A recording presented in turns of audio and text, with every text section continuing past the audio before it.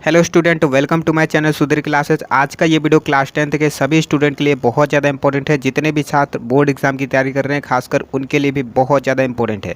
आज की इस वीडियो में आप लोगों को ममता कहानी का पूरा अभ्यास प्रश्न कराऊंगा जो कि आपके बोर्ड परीक्षा के लिए बहुत ज़्यादा इंपॉर्टेंट है। इसके पिछले वाले वीडियोस मैंने आप लोगों को जयशंकर प्रसाद जी का जीवन परिचय और रचना दोनों ही ट्रिक के माध्यम से याद करा दिया था। उसी के साथ साथ ममता कहानी का पूरा एक्सप्लेनेशन यानी कि पूरा सारांश मैंने बता दिया था। और आज की इस वीडियो में आप लोगों को पूरा अभ्यास प्रश्न कराऊंगा ममता वाले कहानी का। ठीक है, यहाँ से आपके बोर्ड एग्जाम में 6 नंबर का क्वेश्चन आता है, गद्यांश पर आधारित होता है।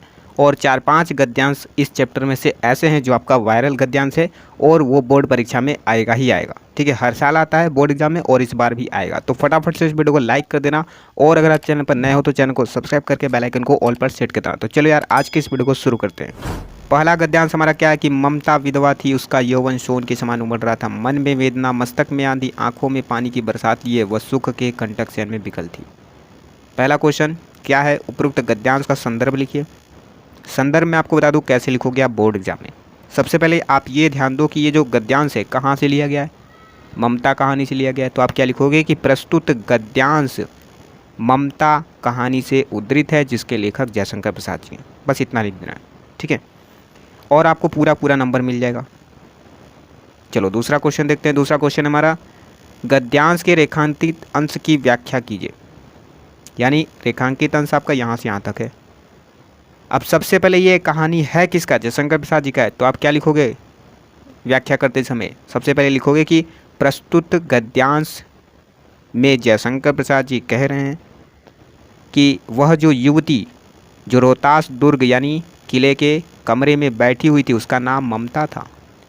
ममता विधवा स्त्री थी। उसका यौवन यानी उसका युवावस्था सोन नदी के समान ही उमड़ रहा था यानी बह रहा था।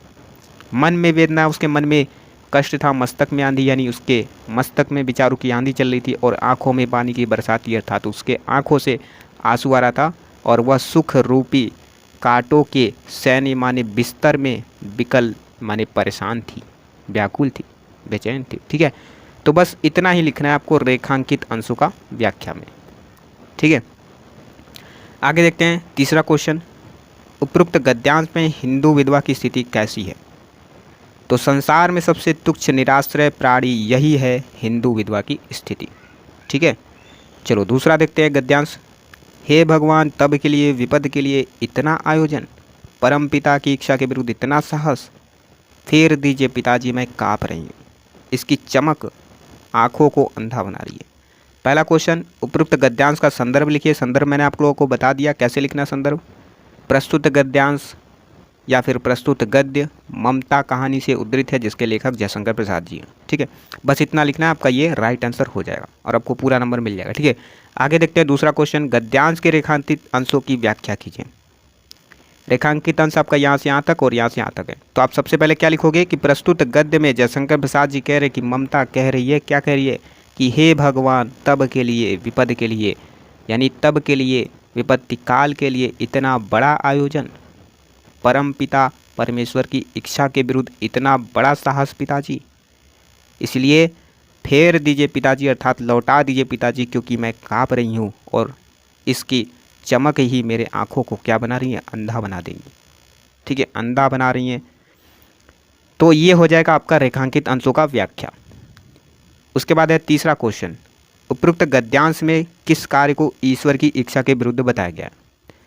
तो आप क्या लिखोगे, उत्कोच स्वीकार करना ईश्वर की इच्छा के विरुद्ध बताया गया कि जो मंत्री चूड़ामणि थे उन्होंने उत्कोच स्वीकार किया था। उत्कोच यानी रिश्वत स्वीकार किया था और वही वाला कार्य ईश्वर की इच्छा के विरुद्ध बताया गया है। ठीक है, यही आपका राइट आंसर हो जाएगा। और अथवा में करके ये जो लिखा है, अपने पिता का कौन सा कृत्य ममता को परमपिता की इच्छा के विरुद्ध लगा, तो यही कार्य उत्कोच स्वीकार करना ममता को परमपिता की इच्छा के विरुद्ध लगा। ठीक है, तो ये हो जाएगा आपका इसका पूरा आंसर। तो ग वाला हमारा गद्यांश क्या है, सब विधर्मी दया के पात्र नहीं होते, मेरे पिता का वध करने वाले आतताई घृणा से उसका मन विरक्त हो गया। सबसे पहले पहला क्वेश्चन, उपरोक्त गद्यांश का संदर्भ लिखो या फिर संदर्भ लिखिए। तो उसका राइट आंसर क्या हो जाएगा कि प्रस्तुत गद्य ममता कहानी से उद्धृत है जिसके लेखक जयशंकर प्रसाद जी हैं। ठीक है, इस तरीके से आप लिखोगे, इसका पूरा नंबर मिल जाएगा। दूसरा क्वेश्चन है गद्यांश के रेखांकित अंशों की व्याख्या कीजिए। तो गद्यांश आपका यहाँ से यहाँ तक है। सबसे पहले आप लिखोगे क्या, जयशंकर प्रसाद जी कह रहे हैं कि ममता सोच रही है, क्या सोच रही है कि सब विधर्मी यानी कि सब जो खराब धर्म वाले होते हैं दया के पात्र नहीं होते हैं, क्योंकि मेरे पिता का वध करने वाले जो अत्याचारी हैं वो सब भी क्या हैं, विधर्मी हैं, इसलिए सब विधर्मी दया के पात्र नहीं होते। घृणा से उसका मन क्या हो गया, विरक्त हो गया। तो बस आपको इतना ही लिखना है रेखांकित अंशों की व्याख्या में। ठीक है, तीसरा क्वेश्चन है हमारा, स्त्री किस धर्म के पालन के विषय में विचार कर रही है। तो सबसे पहले आप इसका आंसर क्या लिखोगे कि जो स्त्री थी यानी ममता किस धर्म के पालन के विषय में विचार कर रही है। तो किस को काट करके आप लिख दोगे, ब्राह्मण। ठीक है, ब्राह्मण धर्म के पालन के विषय में विचार कर रही थी। कौन, ममता। ठीक है, तो यही आपका राइट आंसर हो जाएगा। जैसे कि आप यहाँ पर देख सकते हो, स्त्री विचार कर रही थी कि मैं ब्राह्मणी हूँ, यानी स्त्री किस धर्म के पालन के विषय में विचार कर रही थी। तो आप क्या लिखोगे, स्त्री ब्राह्मण धर्म के पालन के विषय में विचार कर रही थी। और क्या विचार कर रही थी कि मैं तो ब्राह्मणी हूँ, मुझे तो अपने धर्म अतिथि देव की उपासना का पालन करना चाहिए, परंतु यहाँ नहीं, सब विधर्मी अर्थात सब खराब धर्म वाले दया के पात्र नहीं होते, परंतु यह दया तो नहीं, कर्तव्य करना है। तब इसका पूरा व्याख्या मैंने आप लोगों को बता दिया था, आप जाकर के देख लेना। ठीक है, चलो आगे देखते हैं। तो सबसे पहले मैं आप लोगों को बता दूं कि देखो, ममता वाला जो मैंने आप लोगों को सारांश बताया था, उसको देखने के बाद अगर आप इस वीडियो को पूरा लास्ट तक देखोगे तो सब क्वेश्चन एकदम हवा में फुर्र से उड़ जाएगा। ठीक है, हवा का मतलब समझ रहे हो ना, सब क्वेश्चन तुमको आएगा। ठीक है, तो घ वाला जो हमारा गद्यांश है क्या है, मुगल ने चंद्रमा के मंद प्रकाश में वह महिमामय मुखमंडल देखा, उसने मन ही मन में नमस्कार किया। पहला क्वेश्चन, उपरोक्त गद्यांश का संदर्भ लिखिए। प्रस्तुत गद्य ममता कहानी से उद्धृत है जिसके लेखक जयशंकर प्रसाद जी हैं। ठीक है, दूसरा क्वेश्चन, गद्यांश के रेखांकित अंश की व्याख्या कीजिए, यानी कि यहाँ से यहाँ तक रेखांकित अंश है, इसका पूरा व्याख्या करना है। तो सबसे पहले आप क्या लिखोगे कि जयशंकर प्रसाद जी कह रहे हैं, क्या कह रहे हैं कि वो जो मुगल था, मुगल ने चंद्रमा के मंद प्रकाश में यानी कि धीमी क्या उजाले में वह महिमामय मुखमंडल देखा, यानी ममता के चेहरे पर ऐसा मुखमंडल देखा वो, और मंद प्रकाश में देखा। ठीक है, उसने मन ही मन में ममता को क्या किया, नमस्कार किया। ठीक है, यही आप लिखोगे रेखांकित अंशों में व्याख्या में। ठीक है, तीसरा क्वेश्चन है, ममता ने मुगल को क्यों आश्रय दिया। क्योंकि ममता ब्राह्मणी थी, वह अपने कर्तव्य का पालन कर रही थी, इसलिए उसने ब्राह्मण को क्या दिया, आश्रय दिया। ठीक है, ठहरने का आश्रय दिया, यानी रुकने का। ठीक है, तो इसका राइट आंसर क्या हो जाएगा कि ममता ने मुगल को क्यों आश्रय दिया। ममता ब्राह्मणी थी, वह अपने कर्तव्य का पालन कर रही थी, इसलिए उसने मुगल को आश्रय दिया। ठीक है, चलो आगे देखते हैं अगला गद्यांश। मिर्ज़ा, उस स्त्री को मैं कुछ दे न सका, उसका घर बनवा देना, क्योंकि मैंने विपत्ति काल में यानी विपत्ति में यहाँ पर विश्राम पाया था। ये है आपका रेखांकित अंश। पहला क्वेश्चन, उपरोक्त गद्यांश का संदर्भ लिखिए। प्रस्तुत गद्य ममता कहानी से उद्धृत है जिसके लेखक जयशंकर प्रसाद जी हैं। दूसरा क्वेश्चन, गद्यांश के रेखांकित अंश की व्याख्या कीजिए। सबसे पहले आप क्या लिखोगे कि प्रस्तुत गद्यांश में जयशंकर प्रसाद जी कह रहे हैं कि वह जो मुगल था, मुगल ने क्या कहा कि अपने सेवक से कहा कि मिर्ज़ा, उस स्त्री को मैं कुछ दे न सका, उसका घर जरूर से बनवा देना, क्योंकि मैंने विपत्ति काल में, संकट के काल में यहाँ पर विश्राम पाया था, यानी विश्राम किया था, आराम किया था, इसलिए उस स्त्री का घर यहाँ पर जरूर बना देना। भले ही मैं उसको कुछ दे न सका, लेकिन इसलिए उस स्त्री का यहाँ पर घर जरूर बनवा देना।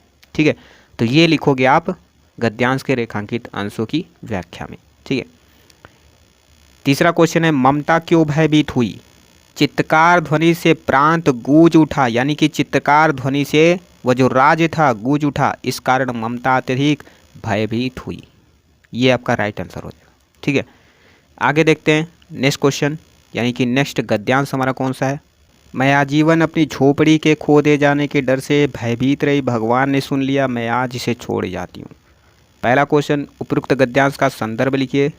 प्रस्तुत गद्यांश ममता कहानी से उद्धृत है जिसके लेखक जयशंकर प्रसाद जी हैं। इतना लिख दोगे आपको पूरा नंबर इसका मिल जाएगा। ठीक है। दूसरा क्वेश्चन है, गद्यांश के रेखांकित अंशों का व्याख्या कीजिए। तो आपका रेखांकित अंश आपका यहाँ से यहाँ तक है। सबसे पहले ये कहानी है किसका? जयशंकर प्रसाद जी का है। तो आप स्टार्टिंग में लिखोगे कि प्रस्तुत गद्यांश में जयशंकर प्रसाद जी कह रहे हैं कि ममता ने रुक रुक कर कहा। क्या कहा? कि मैं आजीवन अपनी झोपड़ी के खो दे जाने के डर से डरी रही और भगवान ने सुन लिया और मैं आज इसे छोड़ जाती हूँ। बस इतना लिखना है आपको रेखांकित अंश की व्याख्या में। ठीक है। तीसरा क्वेश्चन, ममता ने अश्वारोही को क्या बताया? तो आप बताओगे आंसर में कि ममता ने अश्वारोही को बताया कि मैं आजीवन अपनी झोपड़ी के खो दे जाने के डर से डरी रही और भगवान ने सुन लिया, आज मैं इसे यहाँ पर छोड़ जाती हूँ। तो यहाँ से यहाँ तक यही वाला आपका राइट आंसर हो जाएगा इस तीसरा वाले का। ठीक है। उसके बाद है चौथा क्वेश्चन, आजीवन भयभीत रहने का कारण लिखिए। तो आजीवन भयभीत रहने का कारण क्या था? झोपड़ी के खो दे जाने के डर से डरे रहना, यही आपका आजीवन भयभीत रहने का कारण था। ठीक है। तो इस तरीके से ममता का पूरा अभ्यास प्रश्न खत्म हो गया। आज यहाँ पर मैंने आप लोग को ममता का पूरा सारांश भी बता दिया था और उसी के साथ साथ जीवन परिचय जयशंकर प्रसाद जी का ट्रिक के माध्यम से और रचना भी ट्रिक के माध्यम से याद करा दिया था। ठीक है। अगर आपने नहीं देखा है तो सबसे पहले जाइए आप प्लेलिस्ट को देख लीजिएगा। इसके नेक्स्ट वीडियो में आप लोग को पद्मलाल पुन्नालाल बख्शी जी का पूरा जीवन परिचय ट्रिक के माध्यम से और रचना भी ट्रिक के माध्यम से याद कराऊंगा। ठीक है। तो इसी बात पे एक बार जोरदार लाइक कर देना और अगर आप चैनल पर नए हो तो चैनल को सब्सक्राइब करके बेल आइकन को ऑल पर सेट कर देना। तो चलो यार, मिलते हैं एक और नए वीडियो के साथ।